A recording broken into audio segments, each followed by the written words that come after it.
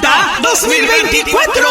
Domingo 4 de febrero en el complejo Angares. Kilómetro 15,5, carretera central, frente a la entrada de Horacio Ceballón. Valorando nuestras